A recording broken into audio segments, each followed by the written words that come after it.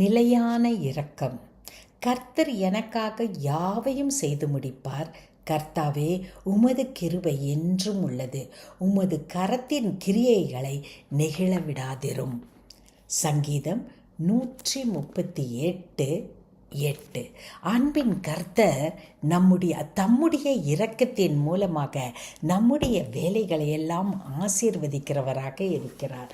ஆண்டவருடைய இரக்கம் நிலையானதாக இருக்கிறது. எனவே நம்முடைய வாழ்க்கையில் தேவனது திட்டம் என்னவோ அதை நிறைவேற்றுவதற்கு அவர் தன்னுடைய இரக்கத்தை நம் பேரிலே பொழிந்து கொண்டே இருக்கிறார். எனவே குழப்பமடையாதீர்கள். நான் செய்து கொண்டிருப்பது தேவனுடைய சித்தமா என்று உங்கள் மனதிலே குழப்பம் வந்தால் தேவனுடைய கிருபையை, தேவனுடைய இரக்கத்தை உணர ஆரம்பியுங்கள், அனுபவிக்க ஆரம்பியுங்கள். தேவன் அவரது திட்டத்தை நம் வாழ்க்கையிலே நிறைவேற்றி முடிப்பார். அன்பின் பரமதகப்பனே, அப்பா பிதாவே, நாங்கள் செய்கிற வேலைகளிலே உம்முடைய இரக்கத்தை நாங்கள் உணர்ந்து ஆண்டவரே, எங்கள் பணியை உம்முடைய நாமத்தின் மகிமைக்காக செய்ய உதவி செய்வீராக. இயேசு கிறிஸ்துவின் மூலமே ஆமேன்.